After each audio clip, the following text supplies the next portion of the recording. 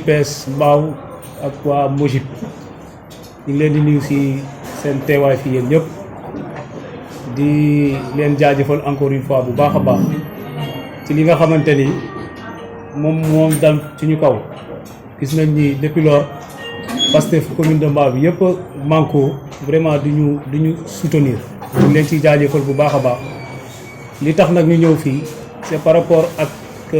li nga xamante ni ñu ngi koy dund fee ci conseil municipal ba suñu diggante ak le maire Abdou Karim Sall parce que dañoo yàgg am taxawaay ci conseil municipal bi population bi yëpp teg ci bët depuis ba ñu installé ba léegi en 2022 dafa fekk nag ki ñu ko sëkkal nag nekk na koo xamante ni bëggul opposant fii ci commune bi et c'est dommage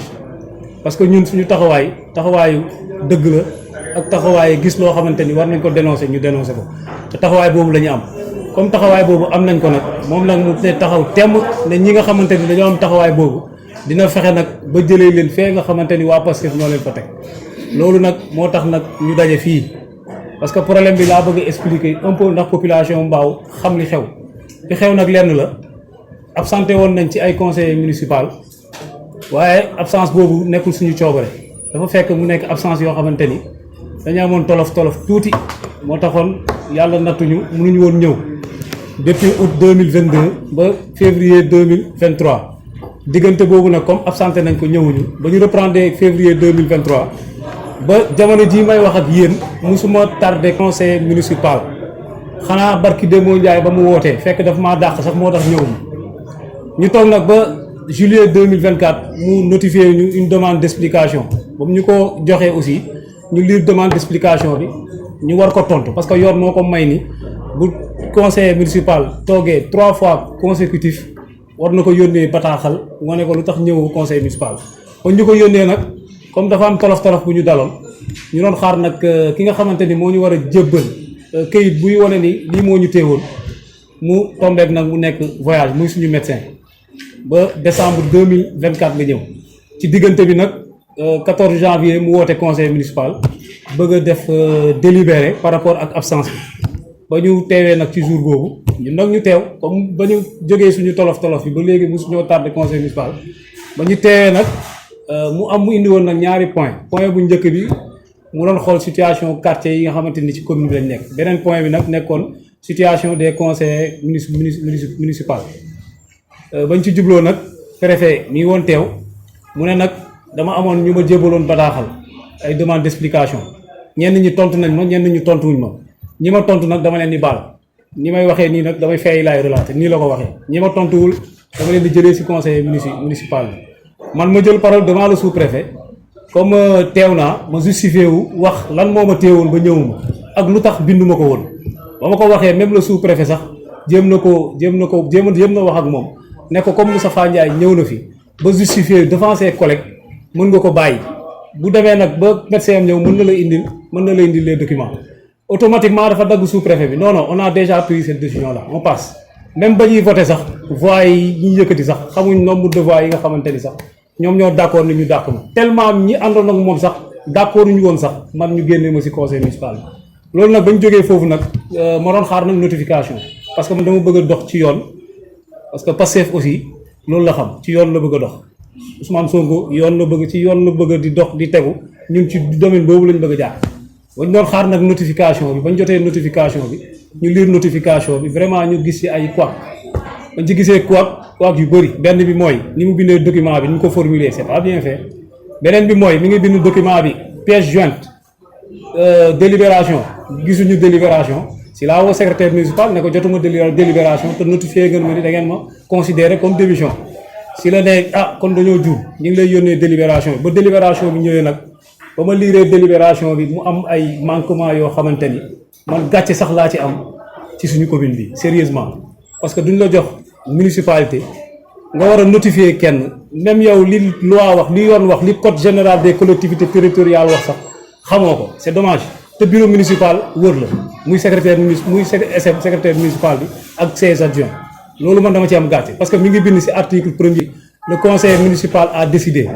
te boo demee ci code général des collectivités territoriales article 157 dafa ne c'est le maire qui décide le conseil municipal donne seulement son avis ba ma gisee loolu mu am ay manquements te li gën a grave aussi dama gis aussi le sous-préfet signé ko def vue sans observation ba ma gisee loolu mu amaat nag beneen manquement boo xamante ni jour bañ doon délibéré laa constaté loolu muy débat boo xamante ni dafa jëm ci ay conseillers municipaux dafa war a nekk débat huis clos article 151 moo ko wax xëy na du ma am temps pour di ko lire mais article 151 dafa ne am na débat yoo xamante boo koy def muy débat yi jëm si secours indigents yi muy li may bëgg a tudd muy article 157 yi mooy maire bi statué si problème mu conseil municipal boobu dafa waroon doon débat huis clos mais moom nag bëgg ñoo toroxal tax na mu woo délégué de quartier yëpp woo population bi yëpp woo ses agents woo ses militants rien que rek pour humilier ñu foofu Ami Seck ngi nii fekkee na fee yëpp mais yàlla li muy def moom bu lay boo nekkee ci dëgg boo nekkul ci dëgg moom dana la ko woon déjà foofu rek dafa fayir ci procédure yi mu doon ay vices de procédure yoo xamante ni vraiment dafa bëri loolu nag comme yoon la ñuy topp si lañ saisir suñuy avocat tous ces documents là ñu jël ko jébbal ko suñu avocat te lu gën a garaaw lu tax ñun ñu doon cible ñun waa Pastef ay fait rek laa leen di jox am na ku ñuy wax Cheikh Thiam conseiller municipal la ci moom la bokk depuis ba ñu installé Abdou Karim Sall ñëwul ba ñuy listé jour boobu ñi nga xamante ni ñoom ñooy absenté moom tudduñu ko te barki Demba Ndiaye jox nañ ko convocation pour mu ñëw assister conseil municipal loolu rek daf ñuy won ni ñun ñooy cible ñun waa Pastef te loolu nag day sonal boppam rek mënu su ñun ñaar dërëm parce que bu fekkee xam-xam politique ñoo ko ëpp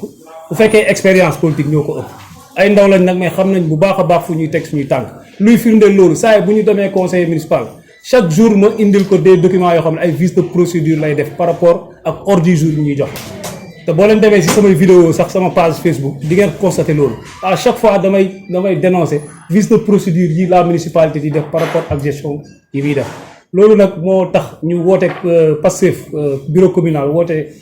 point de presse bi ngir aussi tamit indi aussi tamit seen compassion ci ñun conseils yi nga xamante dañu daal te wax dëgg yàlla comme yàlla li muy def gis nañ seen i erreur te erreur boobu ñu gis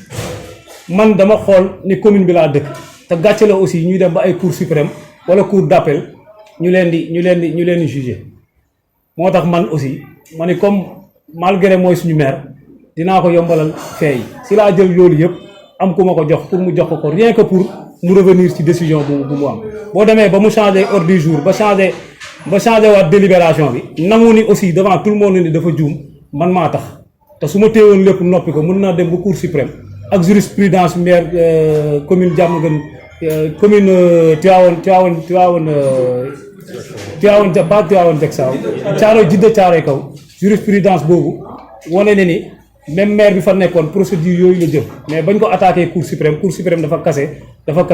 kase décision boobu mais tamit respecter sama commune bëgg aussi tamit bëgguma di chaque fois di dugg ci ay bataille juridique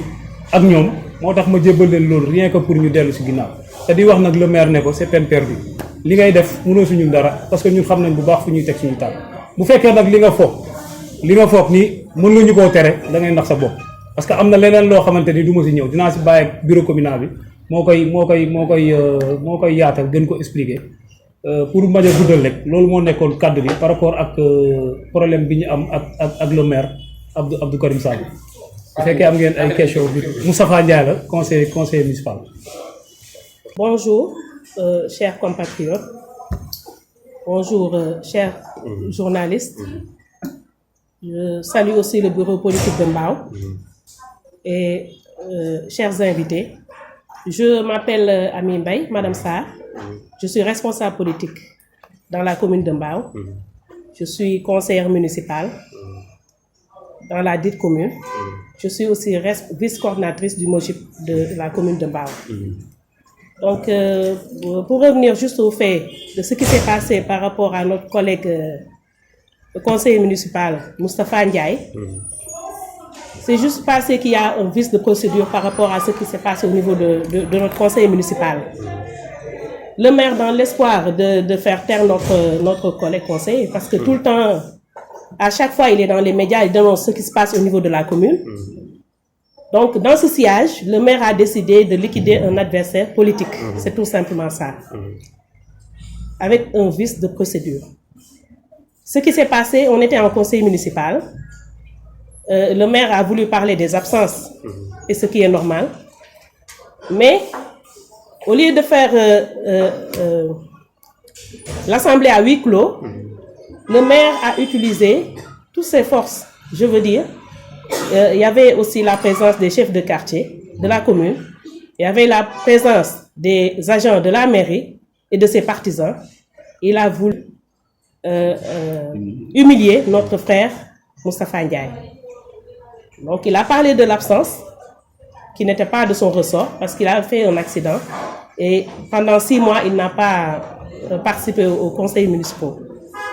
Donc le maire a usé de cela pour le faire radier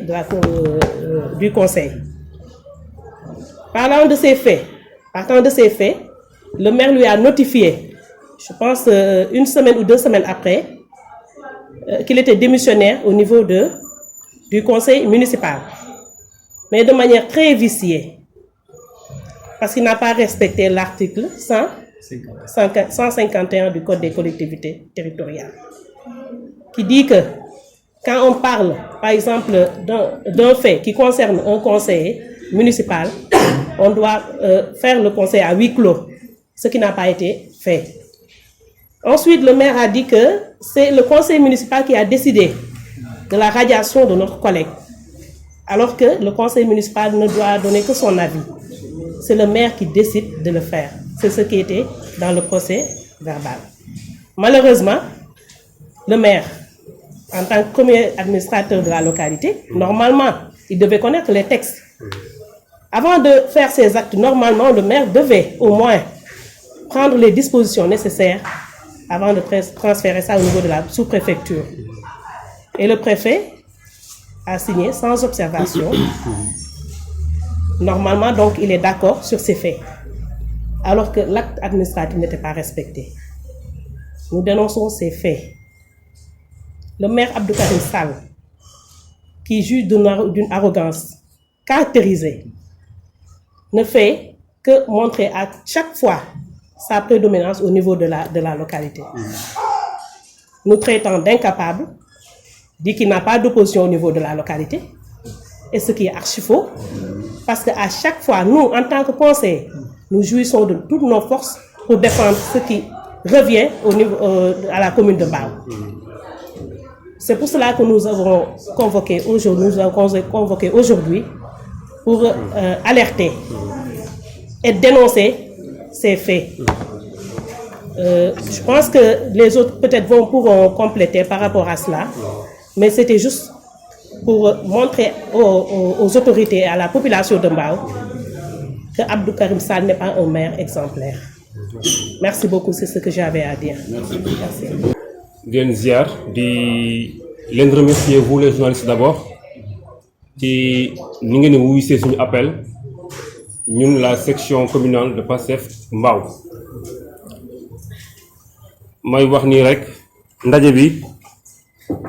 dañu ko woote le pourquoi ñu woote ko ñi ma jiitu jël kàddu wax nañu ko suñu collègue suñu frère de parti un militant de Pastef les Patriotes Moustapha Ndiaye mi toog sama gauche élection locale yi passé Pastef daf ko investir ko ci liste yi nga xamante ni ñoo waroon jongante pour dem ci mairie bi yemuñ ci investir ko dañoo battre campagne yóbbu ko conseil municipal bu commune de Mbao mu dem toog fa ak suñu mandat war fa nekk suñuy gët war fa nekk suñu làmmiñ war fa nekk suñu tànk ñun ak askanu commune de Mbao ñu toog bés ñu ne ñu le maire Abdou Karim Sall dàq na kii di Moustapha Ndiaye ci mairie bi maanaam ndaw li nga xamante ni Pastef moo ko yebal ca mairie ba gannaaw bi ñu ko investir battre campagne fal ko pour que mu toogal ñu fa nekk suñu lépp ñu ne ñu le maire dàq na ko dëgg la maire yoon may na ko mu radier un conseil municipal gannaaw bu gisee ni conseil boobu toog na ñetti yoon yu tegloo yu mu ñëwul ci conseil waaye bii dax li ci louche ba waxloo ñu ba génn ñu ci loolu la ñuy ñëw bi si njëkk mooy fi dàq bi jaar waaye beneen bi stop mooy ki dàqe mooy kan day baax tamit ñu taxaw ci kan moo dàqee ndax man damaa gëm ni bu fekkante ni le maire Abdou Karim Sall dàq na Moustapha Ndiaye ndax absence moom maire kii fii ministre kii fii DG yoroon alalu réew mi yoroon ay ndombal tànk réew mi yoroon keesu réew mi tudd nañ ko ci ay njëmba yoo xamante ni buñ ko ci attee njortu naa ne wax mën a dàq rek waaye calam jëm kenn xamu ko kon day baax aussi ñu xool ki dàqe mooy kan. En 2022 le frère Moustapha Ndiaye conseil municipal dafa defoon li ñuy wax accident de véhicule dafa def choc en 6 mois mu tëdd ko am arrêt de travail liggéeyul Mbao yëpp yëg ko ndax c'est quelqu'un qui est très actif dans la commune de Mbao bien avant la politique bien avant Pastef mu absenté en 2022 il a fallu ñu toog ba juillet 2024 ñu ne le maire da ko jox li ñuy wax demande d'explication pour des absences yoo xamante ni mu ngi ko defoon depuis 2022 question dafay taxaw foofu noonu loolu day samp laaj conseil bu absenté 3 4 5 conseils en 2022 nga bàyyi ko ba 2024 nga jox ko demande d'explication pour des faits qui sont antérieurs de 2 ans pratiquement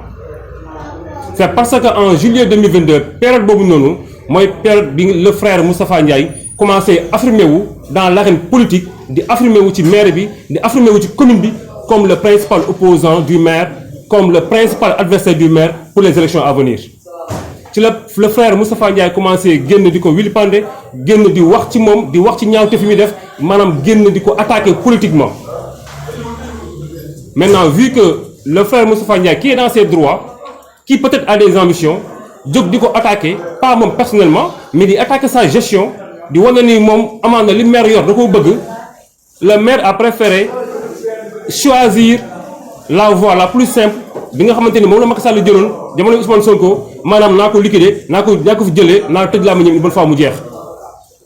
loolu moo waral de 2022 ba juillet 2024 ñu bind jox ko demande d'explication. Entre-temps le frère Moustapha Ndiaye son médecin n'est plus là moom il n'a pas répondu à la demande d'explication yoon la du yoon point d'interrogation bi médecin ñëwee mu dajale tous ces documents jébbal ko conseil municipal ñu toog ba 2025 février 2025 ñu ne ko dañ leen notifier sa radiation ci mairie bi mais pourquoi de juillet 2022 où il n'a pas répondu à la demande d'explication ba février 2025 ñu koy doog a notifier radiation c'est parce que aussi en février 2025 boobu ñuy wax il y a eu un incident qui s'est produit avec le déguerpissement du garage plan d'eau en face la gare du Terre am déguerpissement bu fa waroon a am man en tant que député ma am ci taxawaay Moustapha Ndiaye am ci taxawaay en tant que conseiller municipal taxawaay boobu ñu ci am le frère Moustapha Ndiaye yëkkati ay kaddu jëm ci gestion maire bi ci implication maire bi par rapport ak déguerpissement boobu noonu loolu metti leen ñu yónnee un national mu nekk benn bataille médiatique à la suite de cela ñu notifié ko ne ko dàq nañ la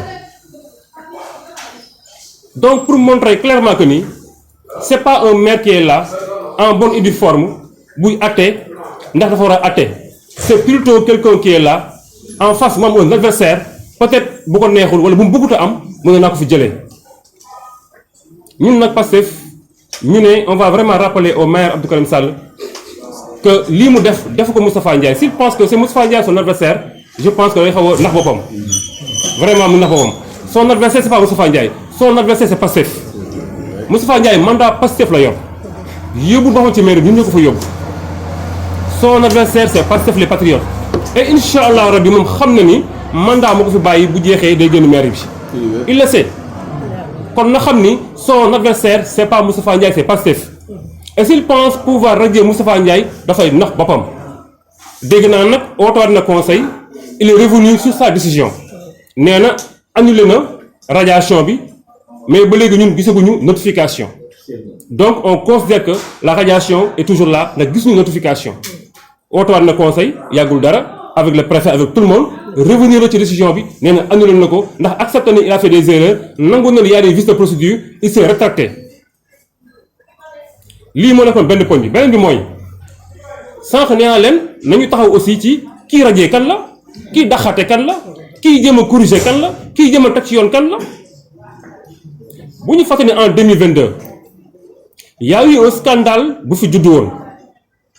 scandale boo xamante ni man en tant que député à l'Assemblée nationale je m'apprête à demander à ce qu'on ouvre une enquête parlementaire concernant ce scandale qui pour moi jusqu'à présent dañ ko war a élucider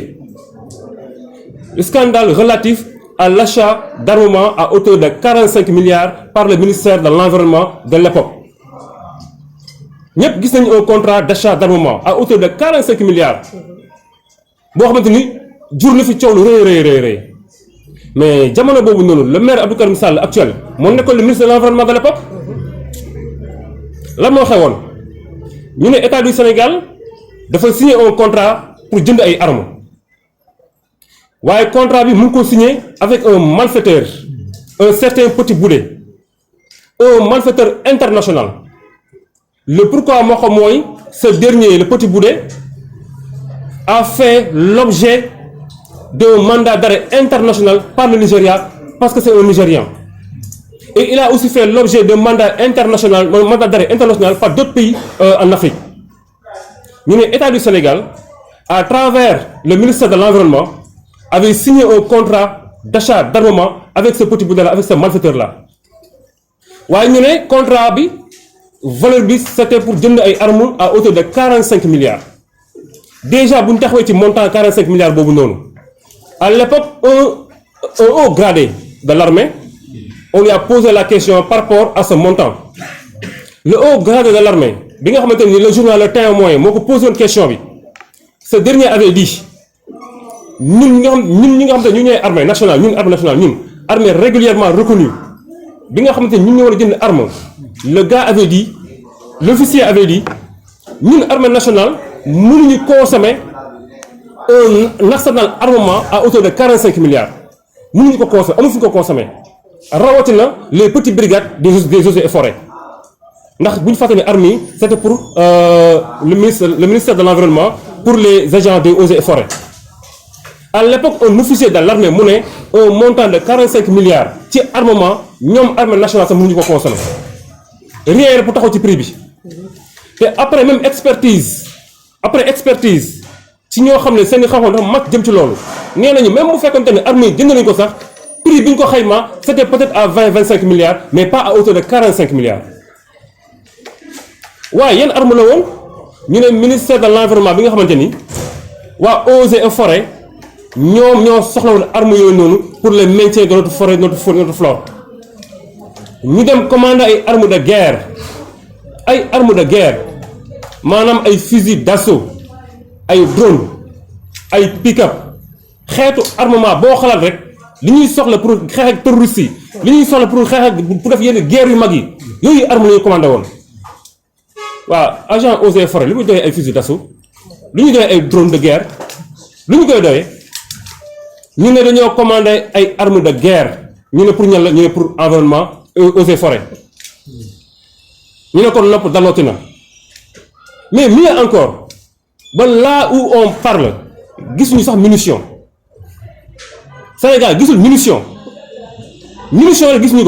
gisuñu ko mais mieux encore ñenn ñi sax nee nañu arme yooyu ñu commandé woon fa ñu ko commandé ñooñu bàyyi nañu liggéey xeetu arme yooyu depuis longtemps maanaam usine ba ko doon livré ba ko defar usine ba ko defar sax bàyyi na liggéey xeetu arme yooyu depuis très longtemps mais pire à l'époque le gouvernement avait dit à travers son porte-parole que contrat armement boobu noonu état du Sénégal moo ko passé woon ndax les agents des eaux et forêts dañoo soxla woon ñu gën leen a outiller pour que ñu mën a lutter contre lu ñuy wax le trafic de bois ñu mën a lutter contre lu ñuy wax braconnage bi à l'époque c'était l'argument du pouvoir ñu ne l'État avait besoin d'outiller les agents des eaux et forêts pour que ñu mën a xeex contre le braconnage pour que ñu mën a xeex contre lu ñuy wax le trafic de bois mais bu ñu fàtte ni depuis très longtemps au Sénégal l'armée s'est substituée aux agents des eaux et forêts sur lépp loo xamante ni mu ngi jëm ci wàllum protection lutter contre braconnage lutter contre trafic de bois donc depuis très longtemps c'est l'armée nationale moom mooy gérer loolu noonu moom moo substitué ci agent eaux et forêts pour jël loolu en charge kon wax boobu noonu si phrase xëddeem dara du amu ci donc de façon résumée à l'époque ministère de l'environnement mën naa ne luubal nañu wala boog nekkoon nañu ci njëg njaaju nasaxalu 45 milliards au Sénégal 45 milliards au Sénégal te coow li muy bëri yëpp le maire actuel bi daxaate moo nekkoon ministre bi tax na taxul yoon dina ko leeral moom la du moom yoon dina ko leeral et pire encore même bu fekkente ni sax à l'époque suñu agent eaux et forêts yi dañoo soxla woon boobu jumtukaay ci daar ndaxte amul appel d'offre même bu ñu ko soxla woon ci daar à l'époque ñëpp xam nañu fii Sénégal les forces armées sont les seuls habilités à passer ces genres de contrats le ministère chargé des forces armées est le seul habilité à acheter des armes de guerre au Sénégal kon jamono boobu noonu ministère des forces armées fu mu nekkoon bu dee dañ ko bëgg a passer sous silence ne ko ministère bi jël tampon de caché ko secret défense et ça passe mais pourquoi le ministère de l'environnement te li ñuy wax ni yëpp je réitère le maire Abdou Karim Sall était le ministre et on appelle à ce que le gouvernement actuel ñu jóg jël seeni matuwaay yëpp ñu càmbar dossier bi parce que Sénégal bëgg nañu xam ce contrat d'achat d'armement à hauteur de 45 milliards fan la mujjee on veut le savoir. Récemment on nous a parlé de nos oryx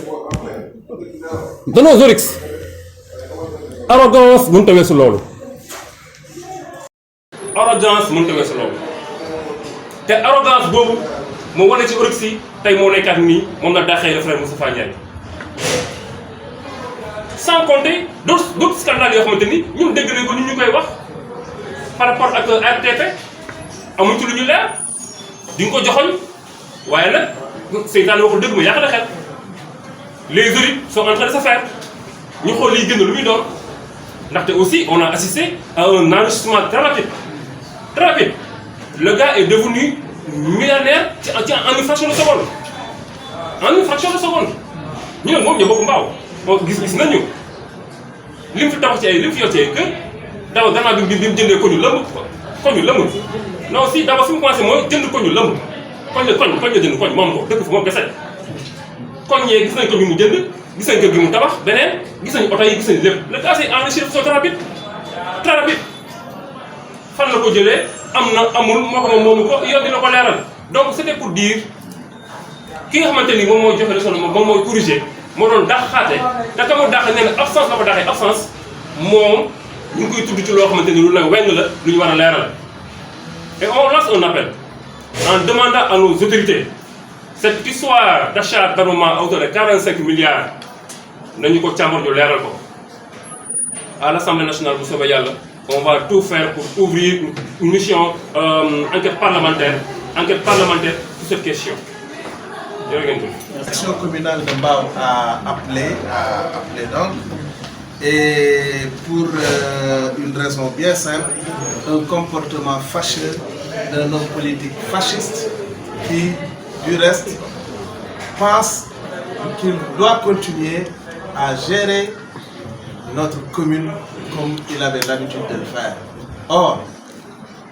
cette façon de faire la politique est révolue aujourd'hui au Sénégal. Les Sénégalais ont totalement tourné cette page. Depuis le 24 mars 2024,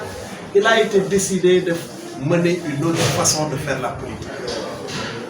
M. Abdou Karim Sall a cru bon, justement, de s'attaquer à des adversaires politiques de façon aussi illégale. Quand Moustapha Ndiaye, ici présent, a commencé à mener un combat contre cet homme qui, par malheur, a été porté à la tête de notre municipalité, il était tellement désemparé qu'il cherchait à tout bout de champ une raison pour l'éliminer. Il a tout fait. Et le coup du sort a fait que Moustapha a eu un accident qu'il a cloué au lit pendant au moins 6 mois, si je ne m'abuse. Pendant 6 mois, il était resté au lit et toutes les preuves sont entre les mains de Moustapha Ndiaye. Lui-même, il sait que Moustapha a ces preuves-là. Mais comme il est au désarroi, enfin, comme il est complètement désemparé, il est aux abois, c'est le terme que je cherchais, eh bien, le monsieur a commis cette bévue-là en le radiant illégalement. La chose, Moustapha Ndiaye a voulu, et il la portera d'ailleurs auprès des juridictions. Parce que jusqu'au moment où je vous parle, il n'a pas encore reçu de notification lui disant que la décision a été annulée. Jusqu'à présent, nous pensons qu'il l'a radié. Il l'a radié de façon illégale. La chose sera donc portée au niveau des juridictions compétentes et nous attendons que ces juridictions-là se prononcent et nous sommes persuadés qu'elles se prononceront en faveur de notre conseiller qui a été investi par PASTEF, comme l'a si bien dit l'honorable député Babacar Ndiaye. Et donc nous avons pensé que ce n'est pas seulement à Moustapha Ndiaye qu'il s'est attaqué, il s'est attaqué à toute la section communale, au-delà même, il s'est attaqué à PASTEF, les patriotes. Nous nous souvenons bien qu'il y a juste une semaine, juste un peu plus d'une semaine, il a essuyé, disons, une humiliation à l'Assemblée nationale, puisque le Premier ministre lui a rappelé justement les choses auxquelles il doit apporter des réponses. Babacar Ndiaye en a parlé, il y a le contrat des 45 milliards, il y a aussi l'affaire des Oryx, mais il y a également sa gestion de l'ARTP. Aujourd'hui, des audits sont commandités et inévitablement, il fera face à ses responsabilités, puisque celles-ci seront bien évidemment situées. Donc pour dire que nous, notre rôle, c'est de lancer un appel aux populations de Mbao. Les populations de Mbao, très conscientes, savent aujourd'hui qu'elles font face à leurs responsabilités. Nous sommes à 2 ans de la fin de son mandat. Ce sera certainement 2 longues années que nous allons vivre avec lui, parce que devoir vivre encore 2 années sous le magistère d'Abdou Karim Sall, ça va être encore, n'est-ce pas, une corvée intenable. Mais nous savons que dans 2 ans, les populations de Mbao prendront leurs responsabilités et en face de lui, PASTEF lui arrachera cette mairie et montrera aux populations de Mbao comment on doit gérer une municipalité. Donc, chers amis, je crois que mes prédécesseurs ont largement parlé de cet homme qui ne mérite certainement pas qu'on s'appesantisse outre mesure sur sa personne, mais nous tenions à parler aux populations de Mbao pour leur dire que Moustapha Ndiaye est toujours debout, il est toujours là à leur côté, il passe son temps à répertorier leurs problèmes, à leur trouver des solutions. Moustapha Ndiaye restera encore là en face de ce dictateur, en face de cet homme qui n'a absolument rien fait à la tête de cette mairie, puisque depuis qu'il est là, moi je ne peux pas pointer du doigt une seule chose qu'il a réalisée dans notre commune. Au contraire, il n'a fait que créer des problèmes. Il n'a fait que créer des problèmes. Et des hommes comme Moustapha Ndiaye, comme les autres responsables de PASTEF sont là pour lui faire face. Et Inch'Allah, dans 2 ans, la municipalité nous reviendra. Nous allons la gérer comme on doit la gérer. Je vous remercie. Merci.